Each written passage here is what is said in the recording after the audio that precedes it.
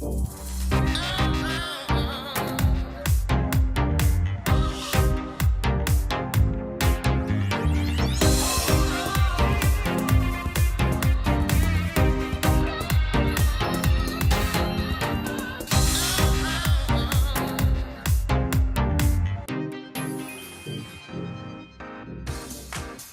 everyone, I'm Chrissy B and you are watching the UK's only TV programme dedicated to mental health and well-being, The Chrissy B Show. Now we all want to do our best and we also want to do well at work and be successful. But what if you are struggling with a personal problem or you have a mental health issue that starts to affect your work? And what if your workplace isn't very supportive? You'll be getting some hints and tips on today's programme. We start with our resident autism news correspondent Anna Kennedy and her guest, filmmaker Julie Daly-Wallman, who always had a passion for her work but did face some difficulties which she'll be telling us about later. We then go to clinical psychologist Dr. Nihara Krause, talking about the challenges people face at work when they have a mental health issue such as depression, and also her tips to deal with these difficulties, including if your workplace isn't very supportive. Then we're off to Hannah's kitchen for a lovely recipe. And then Dr. Rob Hicks will be answering your medical questions in this week's Doctor's Answers. And finally, we'll be showing you our visit to Brunel University for their Wellbeing and Mindfulness Student Showcase, where I was keynote speaker and where we also got to do the MHD Challenge, along with our resident psychologist on the show, Dr. Audrey Tang, who actually lectures at Brunel and was also a speaker on the day. So let's begin with Anna Kennedy and her guest, Julie Daly-Wallman.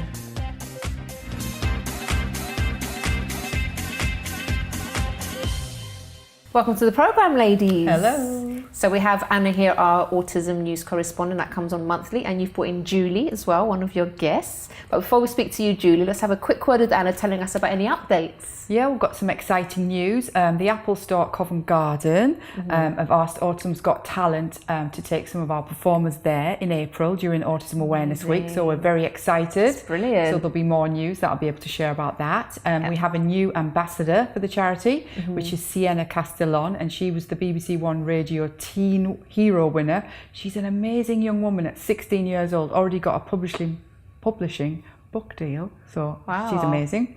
And then I've been working on autism and homelessness because there's a gentleman who lives in Cornwall. He was homeless, and we've been working with the council and an organisation called Autism Anglia to try and support him. And what we're going to be doing is a campaign about autism and homelessness, because no one should be on the street that has autism and a significant health issue, and he's sleeping on a park bench for 3 nights in the freezing cold at night with his dog Sid.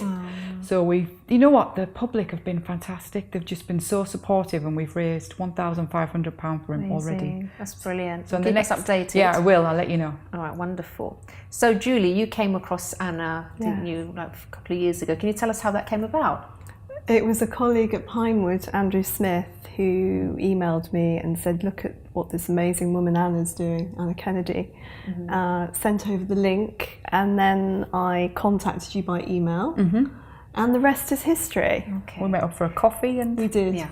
We did. We know everything about each other. We do. We do. Now, Julie, you didn't know for quite a while that you had autism, did you? So you were diagnosed with something completely different. But first of all, can you take us back to just growing up and how things were for you and why you were diagnosed with depression?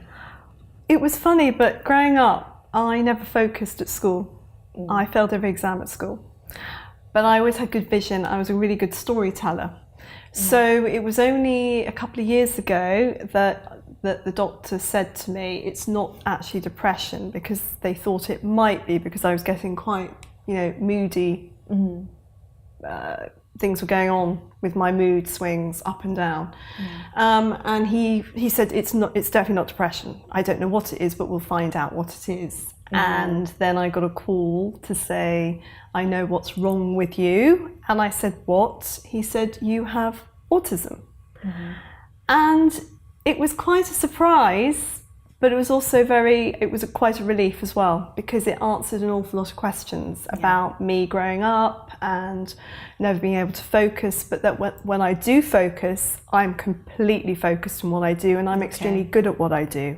So it answered an awful lot of questions for me, but it was actually quite a relief. And then having met Anna, feeling part of a family, as it were, part of the autism family, which is what you know, which is what made me feel so much better. And you obviously got the support here from Anna and from other people that are autistic or have someone in their family that's autistic, but sort of going through work now, because you are a filmmaker. Yes. There was a point where you didn't feel supported at work at all, did you? No. I found the last couple of years that being a script supervisor, for example, because I'm very much in the script area of work, that scripts were coming in too late, too many changes, scripts going over time. You know, why is this happening? And then I went back to my old school, which is Roger Corman, who's famous, who taught me about making sure you lock scripts and you get them on time. So I'm sort of going back to that world again because I think it's needed.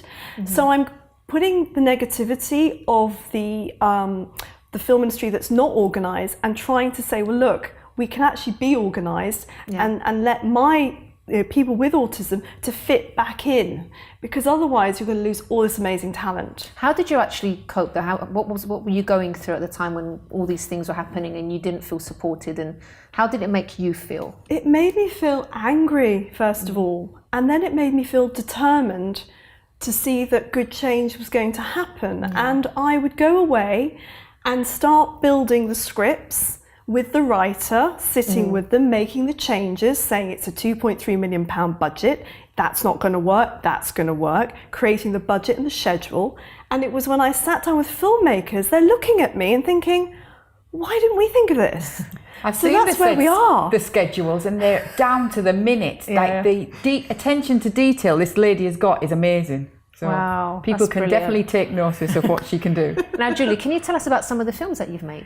I've made two that I'm very proud of. Yeah. The Crooked Mile is one of them, and I brought over Irish crew to Jersey Channel Islands, and we made the first Jersey Island co-production called The Crooked Mile, and it won a Tribeca in New York. So I'm awfully proud of that one. Now, we've actually got a clip of this one. So you actually produced this a few years ago, didn't you? I did, yes. And in this clip that we're about to see, it's a little girl called Anna who's trying to find her father. How weird is that? And It's not you either.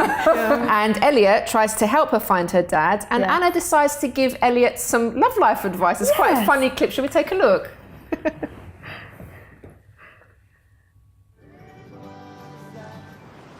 Have you got a girlfriend? No, Why not? I just don't. If you combed your hair and maybe put a bit of gel in it to keep it down, and if you wore different clothes, those don't match. Here, you can have one of my combs.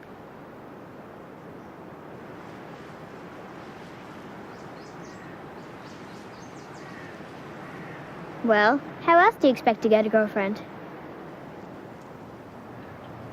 Charm. So what do? Do you tell them jokes or something? Anna, I don't want to get advice how to pick up women from a 9-year-old.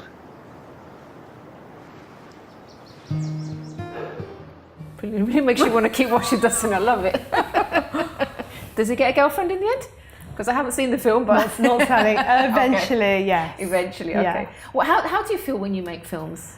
It makes me feel, if I pick a story and it's a good story, it gives people a voice. And I want stories that are around people that are the stories, rather than special effects or, you know, too much noise. So it makes me feel really proud to be able to create great stories. And I think part of the autism spectrum is that we are very creative people and we see pictures rather than words. And I really want to emphasize that there's a lot of people that have creativity in seeing paintings and pictures rather than they might not be good with words. And we all have a place in society. And I think that we need to really look at that talent, because I just don't think we've touched it. I don't Can you think we've imagine even the amount of touched it. talent that is actually out there, and like Exactly. it's just a case of someone believing and telling the person actually you are really talented and Exactly. guiding them Exactly. to get the best out of It's them. just making the small, reasonable adjustments that they need to be able to succeed. That's the way I look at it. Exactly. Brilliant. And I think the story of Patrick, for example, wanted to work in the film industry, and he was Patrick given an is opportunity. my son. Your son, right? Yeah. Okay. He was given an opportunity, and he's Yeah. flourishing.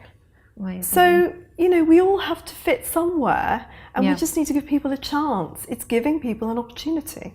And 9 times out of 10, if you give them the right opportunity at the right time, I think people will be very, very happily surprised. Yeah, and it's sad as well when you think about how much talent is being wasted, and not only that, but people thinking, so sometimes people with autism especially, like, oh, I don't have anything to give, or I'm not good at anything, when actually it's just a case of just bringing that talent out, and people end up with mental health issues because they think no one believes in me, no one wants to give me a chance.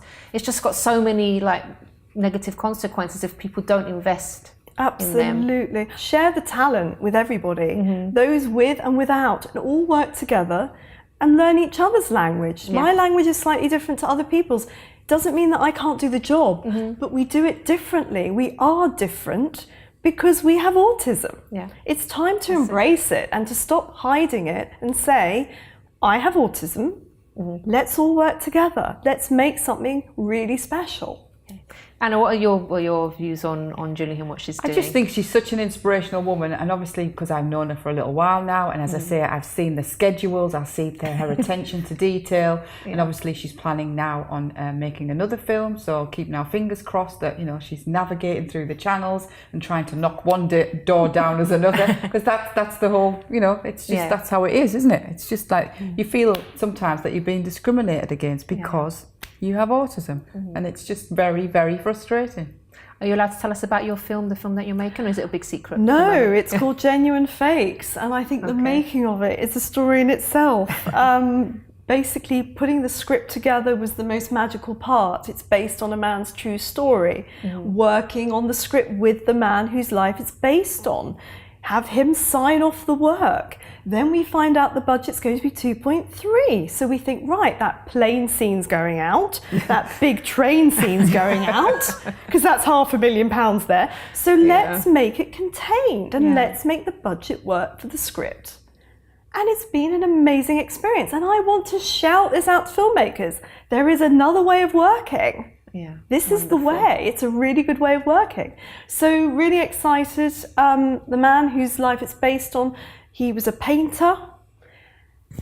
He's a very talented artist. All his paintings are going to be in the film, which makes it really authentic. Lovely.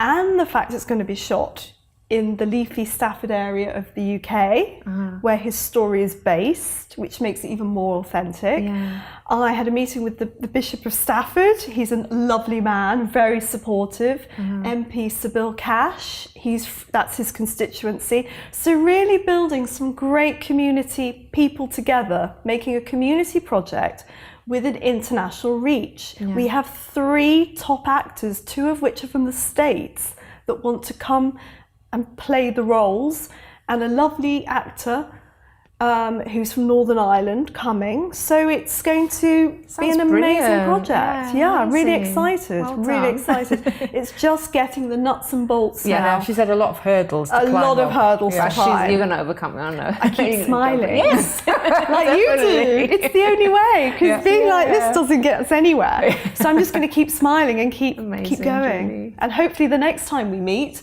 yes, Wednesday, you're going to have good news for us. Exactly. Yes, keep us updated. Absolutely. I can't wait to hear the news. Yes, please. Absolutely. Amazing. I want diversity at the heart of making this film, behind the camera and in front of the camera. Wonderful. And to stop sprinkle over it, and actually really get to the nitty-gritty of creating a diverse and fair film industry. And I believe it can be done. Me too, especially with you behind it. Yep. Thank you, Julie. Lovely. And every other good person behind it. Thank you so much for coming to talk about your story. Amazing. No worries. Anna, thank you so much. Any final words before we go? We're just working on the expo at the moment, so that's in March, not long to go. So lots of new things in the pipeline, but I'll update you as and when. Next time. Okay. All right. Thank you so much. Thank you. Thanks, Julie. Okay. Thank you. All right, everybody. So after the break, we have on clinical psychologist Dr. Nihara Krause addressing the difficulties people face at work when they have a mental health issue, such as depression.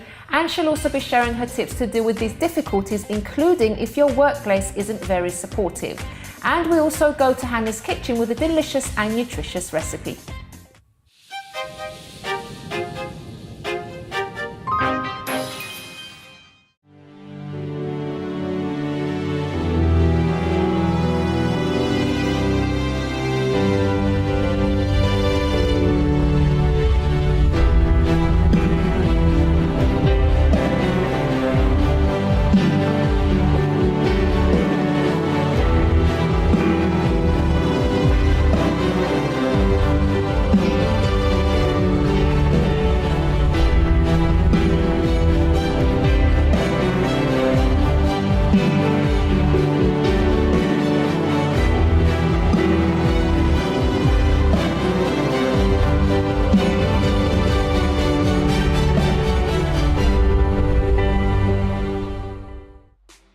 I decided on a dance because dance, crosses all barriers. It's very inspirational and it sort of let out the feelings of mental health. The dance helps you express yourself and your feelings, and that you can tell someone about how you feel, except from being scared. It actually aims to encourage people to open up and get the help that they need without the fear of being stigmatized. You can express emotions through the dance. Everyone should have the right to feel happy. Good morning, are you excited about today? Today we are at Wookman's Primary School. I'm here today with years 5 and 6 at St Michael's Church of England School in Bishop Stortford. Hi everyone, today we're here at Hillingdon Manor School. MHD Challenge, Mental Health Dance in Studio 68. This has been Hendon School for the MHD Challenge. Today we're at Oxywood Primary School to do the MHD Challenge.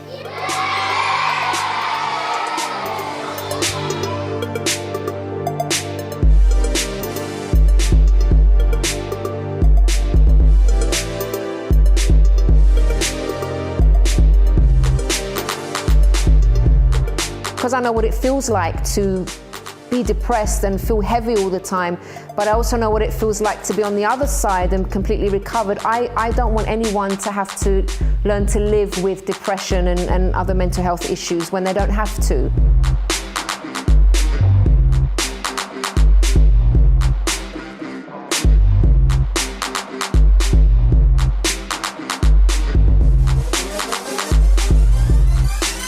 It doesn't matter where you're from, who you are, your age.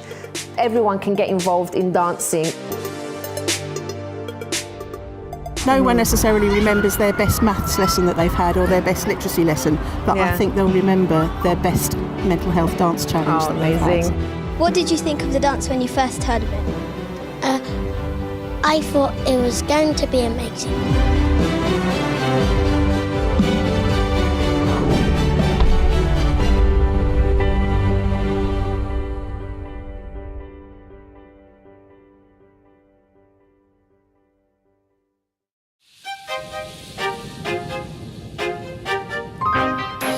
Welcome back to today's Chrissy B Show, everybody, and we're the UK's only programme that's dedicated to mental health and well-being topics. So now it's time to welcome back clinical psychologist Dr. Nihara Krause. Welcome back to the show. Oh, lovely to be here, Chrissy. So we have a very important topic to discuss today. And can you tell us about some of the difficulties people actually face when they have a mental health issue, but they work as well, they're in employment? Well, there are a number of different mental health issues. If you take something like depression, for example, which is probably the most common mental ill health issue at work, the nature of it is that it affects a lot of our productivity. So, for example, it's difficult to concentrate, and that might slow down what you do. Your thinking can be quite slow anyway because you can be preoccupied, and that again might mean that getting started with work or finishing work at the same speed is difficult. Part of having a mental ill health condition is that you want to withdraw into yourself, so that can make teamwork much harder. Face-to-face contact with clients can be difficult. Sometimes if your sleep is disrupted, getting up in the morning to come on punctually to work can be difficult. And sometimes if, for example, you get very anxious, then traveling in rush hour, for example, those sorts of things that we don't tend to think of can all become very challenging for somebody who does have a mental health issue. So what can be done about that then from the individual's point of view? There's lots and lots of things that can be done. Work generally is very responsive to mental health issues. They're starting to become responsive. Some of it is about tailoring it to an individual's needs. So some people may, for example, want a phased return back to work if they have had some time off. So they come and work part-time for a while and build up their energy that way. Sometimes you might be able to start work later so that you miss the rush hour. And if sleep is an issue, then you can get to work later. You might work with somebody, alongside someone, so having a buddy at work, a mentor, that can be very helpful. Perhaps looking at areas of risk. So what led to difficulties in the first place? Can they be managed in some way? Can they be, delegated or work together with somebody? And of course, a lot of work has got help that you can access to. Okay, but in the case where maybe a workplace isn't so supportive, what could the person do then, do you think? I think there's, again, a number of steps to take. So first of all, it's worth trying to look at whether everyone in the workplace is supportive. So try and see whether there might be another manager or another team that you can speak to if there isn't an HR person to contact. Revealing that you have a mental ill health condition isn't, absolutely necessary, but sometimes it can be very useful for work if they're aware. So try and think about how you might say that you want some help. Under the 2010 Equalities Act, you can't discriminate against mental health, ill health at work. So it's worth knowing the legislation. Try and approach organizations such as Mind, which is a charity, has a really helpful website about your rights and what you can do and how to approach work if they're not being particularly supportive. And of course there are unions and a whole load of documents that are worth having a look at online. So definitely don't leave it. Just try and see whether you can access some help and support. Brilliant. Nihara, thank you so much. Thank you. We shall see you again very soon. Thank you very much indeed. Okay everybody, so now it's time for a healthy recipe in Hannah's kitchen. Hello, my name's Hannah, and today I'm going to show you how to roast some sweet potatoes and beetroot and turn them into some little patties.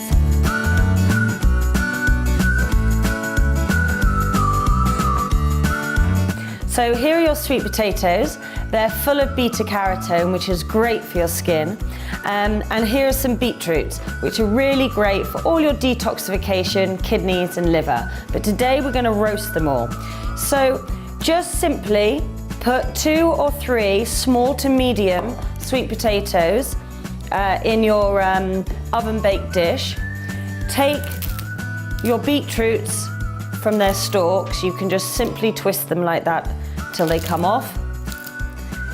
And then we're just going to put them into the oven. I've got a preheated oven, about 200. Just keep having a check. Some ovens are hotter than others.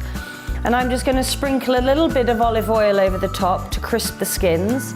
And then I'm going to add a twist of sea salt.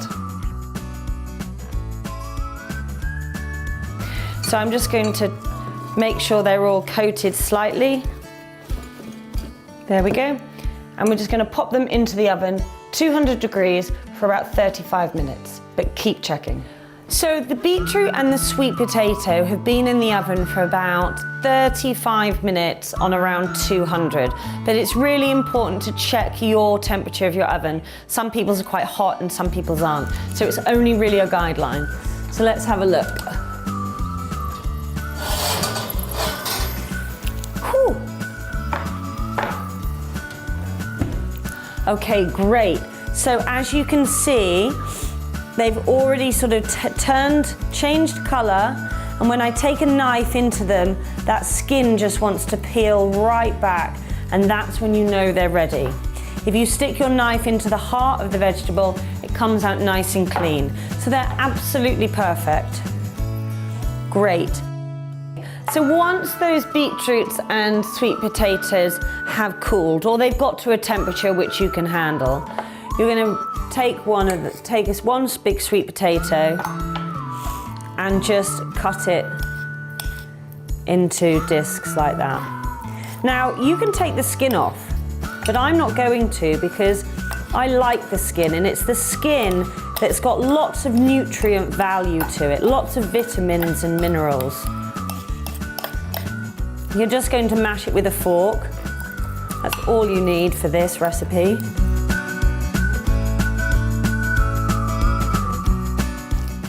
So all I'm going to do is add some spices now. I've got some chili, some crushed chilies, which I'm just going to sprinkle over.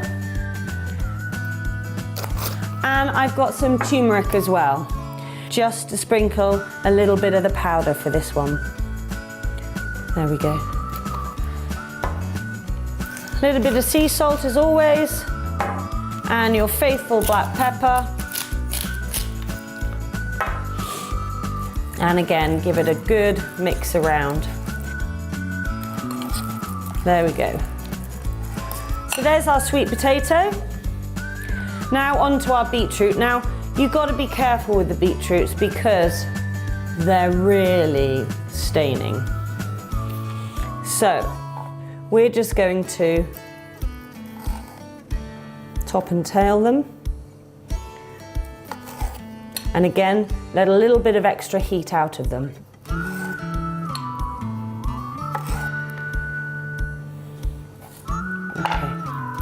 So make sure your frying pan is on, nice and hot for this recipe again.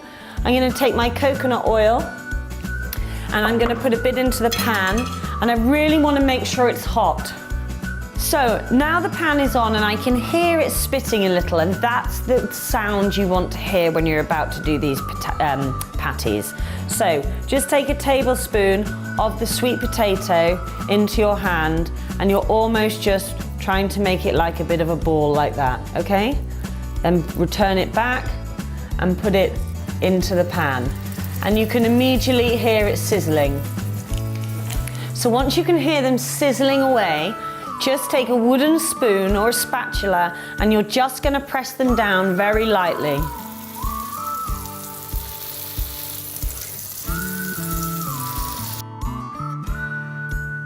Okay, so what we're just going to do is we're going to have a nice little topping for those sweet potato breakfast patties.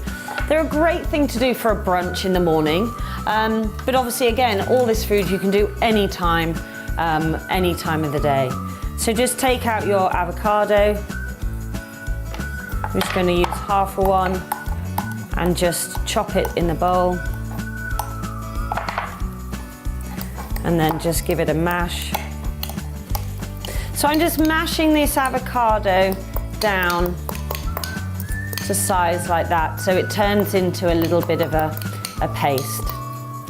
Okay, now we've just roasted those beetroots and you can see they're a beautiful purple crimson-y colour there.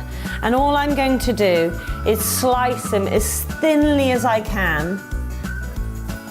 And this is going to be the garnish for the top of my potato cakes. So I'll leave them there to the side. Now, with the avocado that you've just mixed, make sure you season it really gently with really just some pepper and some salt. And I'm just going to cut a very thin slice again of cucumber, just for that change of texture and that freshness and crispness that a cucumber offers. There we go. So let's just have a quick look at these cakes again. So you can see that the potato cakes have really started to crisp up, and this is what you want to see, that they're just slowly trying to hold themselves together. You don't want any bits of potato floating around the pan, because the idea is that you're going to put other things on top of these. Just take a thin spatula and slowly place them down onto your plate.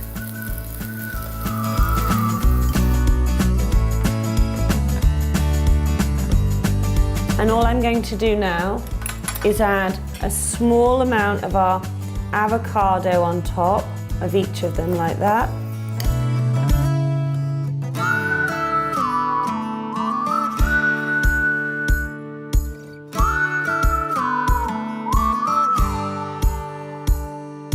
I'm going to take those chili flakes because I like things a little bit hot. I'm going to drizzle a fraction of olive oil. And I'm just going to put my favourite bit of rocket in the middle there. And there you have it. Breakfast fit for a king.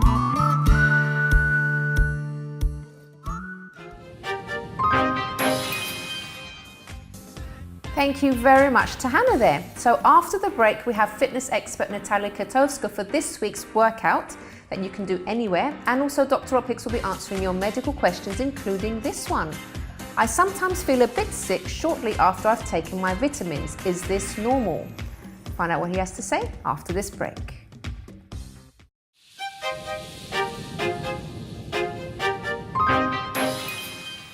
Hi, I'm Chrissy B, host of the UK's only TV programme dedicated to mental health and well-being, The Chrissy B Show, which airs on MyTV Sky 191 every Monday, Wednesday and Friday. Follow our social media on YouTube, Instagram and Twitter at Chrissy B Show and our Facebook page, The Chrissy B Show. For more information, visit chrissybshow.tv.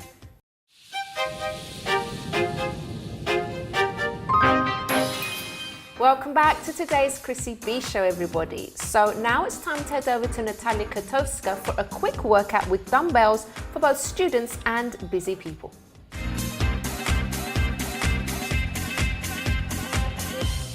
Hey guys, it's me, your fitness instructor Natalia Kotowska, and you do it with Nat. And today I brought for you a pair of dumbbells.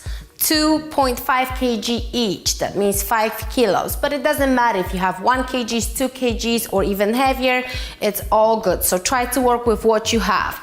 I have 2.5 each, that means 5 kgs. So first exercise, it's gonna be quite intense, but stay with me. It's fast, quick circuit, great for short period of time. If you don't have enough time to exercise, it's perfect for busy people, students, workplace, any sort of environment, you can use it, so stay with me. First one, we're gonna punch forward. At the same time, we're gonna go high knees, so it's gonna look like that. You wanna punch and use your knees for at least 45 seconds. Try to do it for at least 45 seconds, but I encourage you to go whole entire minute. Right after, you're gonna change it to star jumps. You're gonna open, close, try not to touch your body with your weight. So try to hold them, work against the gravity. That means don't let that weight take you down to control you, but you are in control. So again, 45 seconds or a minute.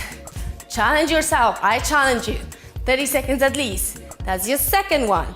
So once you've done the second one, you have to move to the third one, which is air squat with the weights. And you go all the way down, up. Hold those weights. So try not to touch your body. Hold them nice and tight. Lock your elbows a little bit.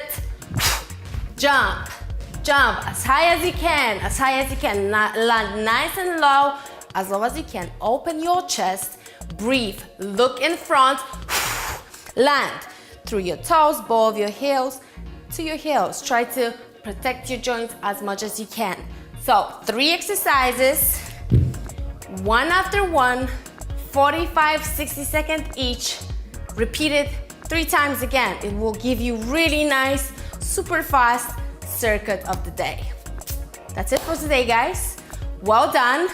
Challenge yourself and stay with me. Let's see what I got for you for the next one.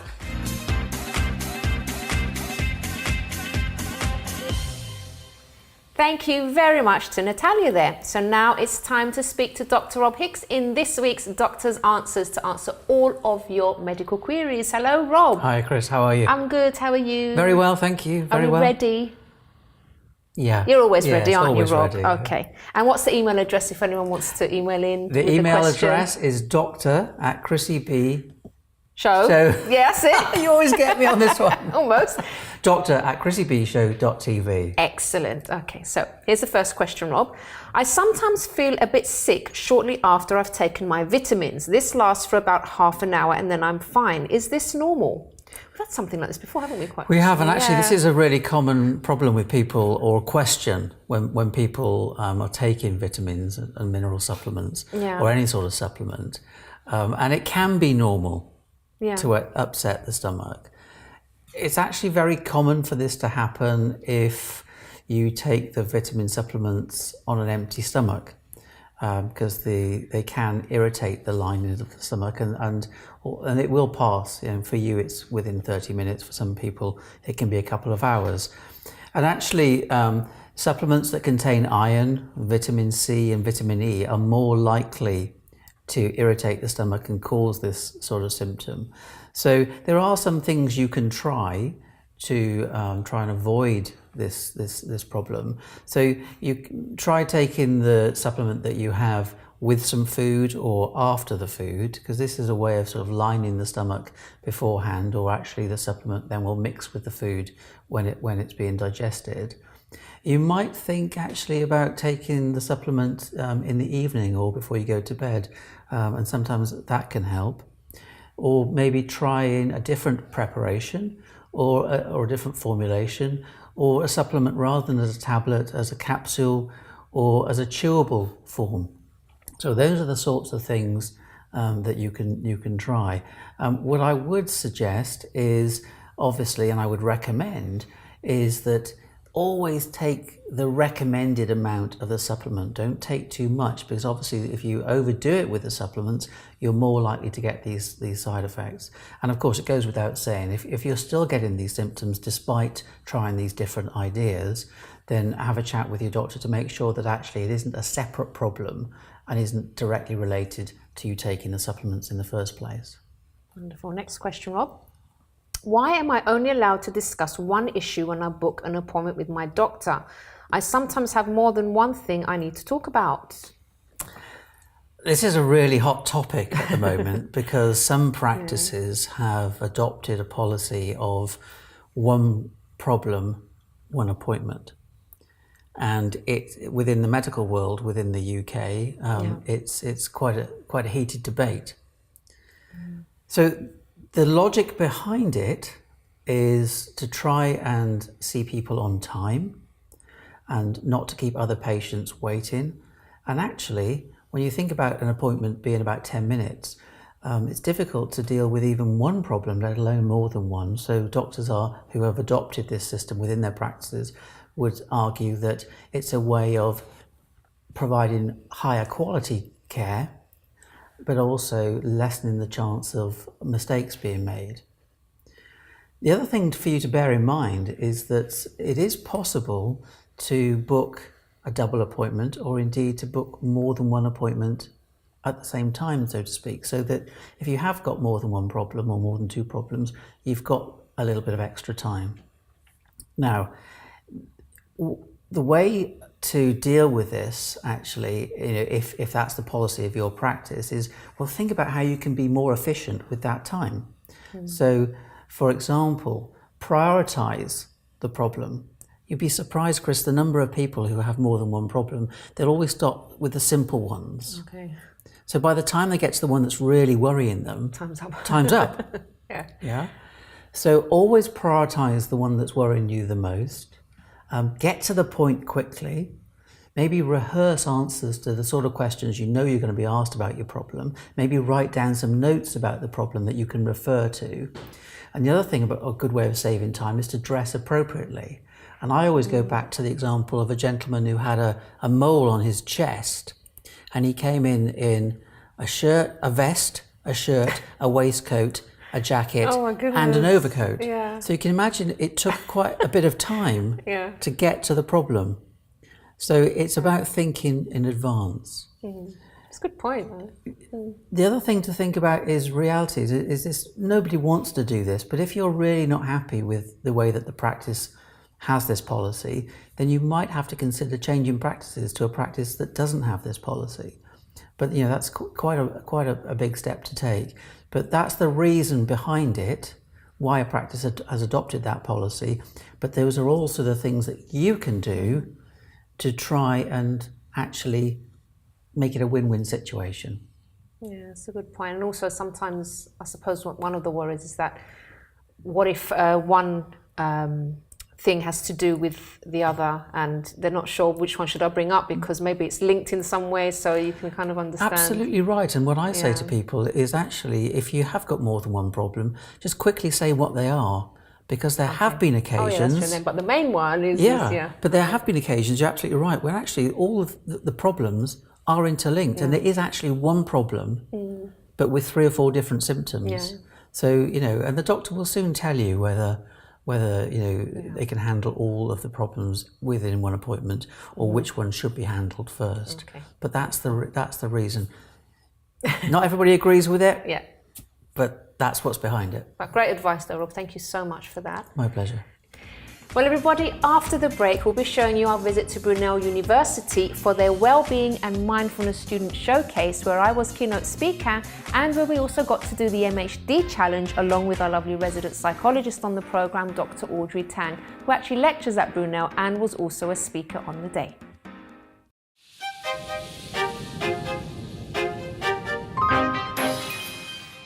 Who knows what MHD stands for? Oh, brilliant. Yes, Mental Health Dance Challenge.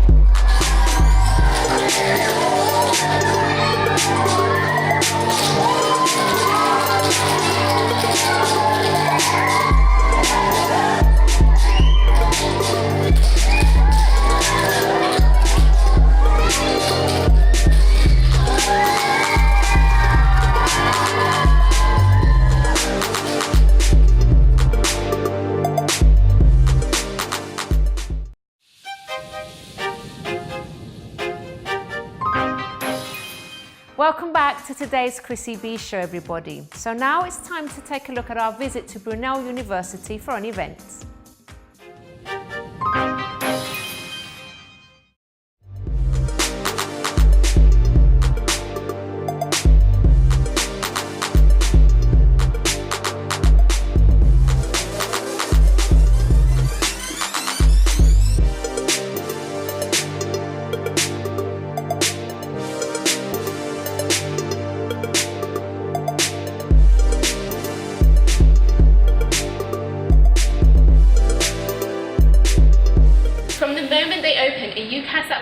They are signing an open-ended cheque to the Student Loans Company. For many, those loans are not enough, and so they have to take on part-time work to subsidise their university career. Others remain at home, avoiding this additional debt. Trying to find a creative outlet for mental health is vital. So my way of expressing my views, my opinions sometimes comes through poetry and short stories. Crunch the words in your mouth, rock them back and forth between your teeth, roll them on the tip of your tongue, swallow them like chewing gum as the bitter taste lingers in your mouth. I'm the Deputy Director of Academic and Student Services at Brunel. Okay, and what did you develop here at Brunel? I wrote the Mental Health and Wellbeing Strategy for Students, which was launched last year. Can you talk us through that? How did you actually put this into practice? How did you develop everything and then actually roll it out? Sure, we got a working group together, people who were interested, and tried to identify firstly what we already do on campus, then to pick out the gaps so that we could try and fill them. And then we got our senior managers to commit to putting their weight behind it, give it strategic importance, and we put a whole load of actions in there with an action plan, and now we're going to make people do the work. Okay. But loads has happened in the last 9 months to work towards it already. Just as a candle can brighten even the darkest room, so can we brighten the lives of other people through our actions, our words, and our thoughts. This human being is capable of so many wonderful things. Every day we see fantastic feats of strength. We see heartwarming shows of love. We see compassion. Yet how many of us truly know how to harness that power inside us? My favorite part was the dance. I was definitely already full of energy before I went on stage, but that was kind of like a release, a cherry on top for the evening. So I absolutely, loved it, enjoyed myself.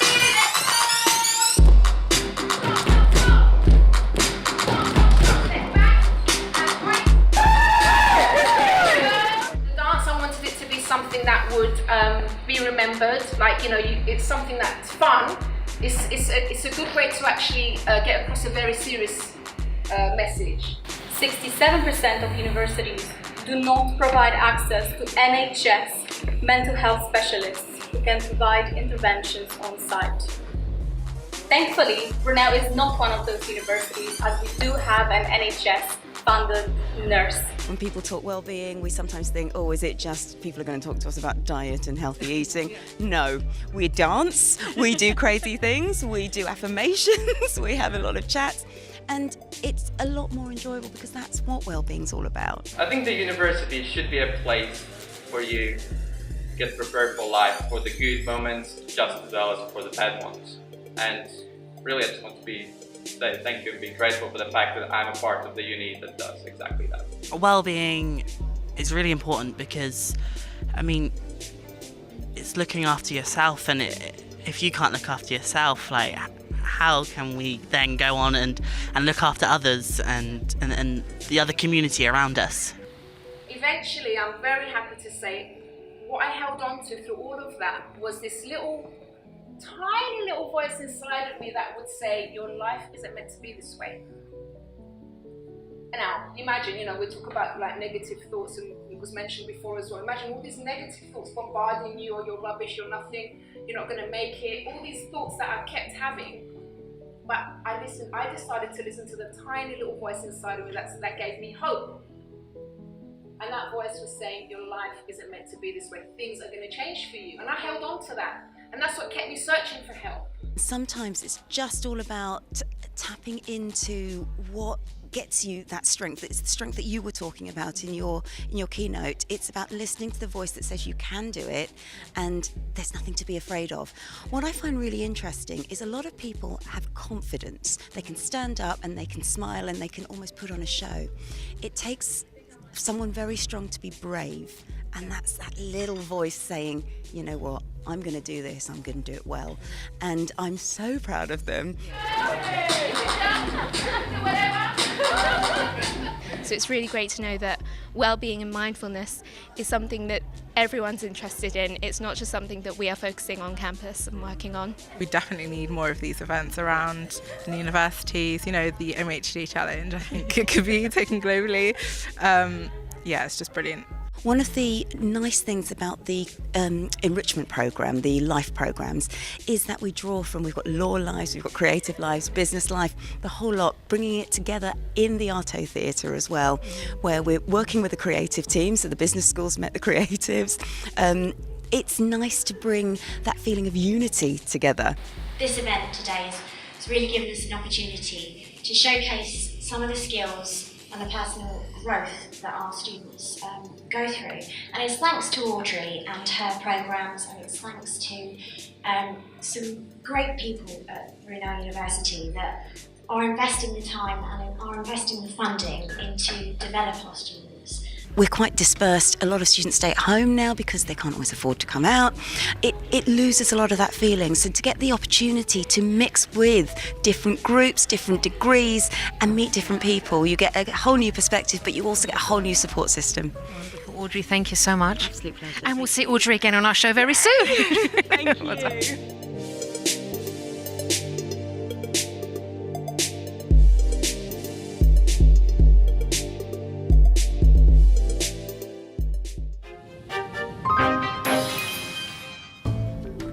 So thank you very much to Brunel University there, also to all the students that were speakers on the day and who were really helpful, and also, of course, to our resident psychologist, Dr. Audrey Tang. Well, we are reaching the end of today's program, so now I'd like to share my thoughts on today's show. Now, I'd really like to obviously thank all my guests, especially Julie, actually, who came on to speak so passionately about, wanting to see more people with autism being included and making the industry more diverse. And she's really doing so much to actually include other people, and I'm sure she's going to go really, really far. And what I'd like to also draw on from something that she said was that if people are given an opportunity, you can really bring out the best of those people. And there are actually some really, really talented people out there. And that's what I wanted to actually focus on, because like I've said before, sometimes, having a mental health issue, for example, or it could be autism, it could be a medical condition, it could be a mental health issue such as depression. Sometimes it kind of makes you feel like you're not as capable as others, which isn't true at all. When I was depressed, like I said before on this program, I was still working full-time. First of all, I went through university with those problems, then I started to work full-time. And actually, the depression, I wouldn't say affected my work as such, because I actually threw myself into work and I actually did very well. And my manager was happy with me, I was dedicated, I always wanted to do my best. Okay, there were times when I would be on the phone arguing with my boyfriend because of certain things that were going on. So I would say that was the only kind of area where I was quite negative, and I shouldn't have been doing at work, obviously. But I just felt the need that I had to talk to my boyfriend at certain times of the day. However, like I said, the work itself was still very good. And so don't think that you are no good to work, or that you don't have talents, or because someone's told you that you're a bit different or you learned in a different way, that's necessarily a bad thing. Actually, it could be a very, very good thing for you. You could actually apply certain things. You can, maybe certain things that you've been through, for example, can make you more sensitive to other people's needs. It can actually make you into a good employee. Of course, I'm not saying that you shouldn't deal with any issues that you have. Of course, if you are going through things, if you're depressed, if you're struggling, you should always get help for that and try to overcome that. And when you do, and if you find the right help and you do overcome those problems, you now have a lot of experience as well that you can share with your workplace on how to help others that may be going through the same thing that you were going through. So please don't think that you are limited in any way. Okay, sometimes you may need to ask for a bit of extra help. I've worked with people that have mental health issues, and that they've had to take certain time off work, or they needed some extra support, more understanding, things like that. And they were brilliant employees. I enjoyed working with them. They've now moved on to bigger and better things. So if you start to think, oh, I'm rubbish, I shouldn't be working, people are going to think badly of me, that's when you'll probably start making mistakes, and you get stressed and all these things. So just find the right help and support if you need it. Like Nihara said earlier, you don't necessarily have to disclose that you have a mental health issue or another problem. But if you do, it might actually be helpful for you, because you'll get more support at work. Well, everyone, we have reached the end of today's program, but if you have a story that you would like to share with us, please do get in touch by emailing us on info@chrissybshow.tv. You can also tweet or Instagram us @ChrissyBShow, or leave a message on our Facebook page, The Chrissy B Show. And if you'd like to know more about my mental health journey, the things that I went through in the past and also overcame, you can visit my personal website, which is mylifeafterdepression.com. Until next time, bye for now.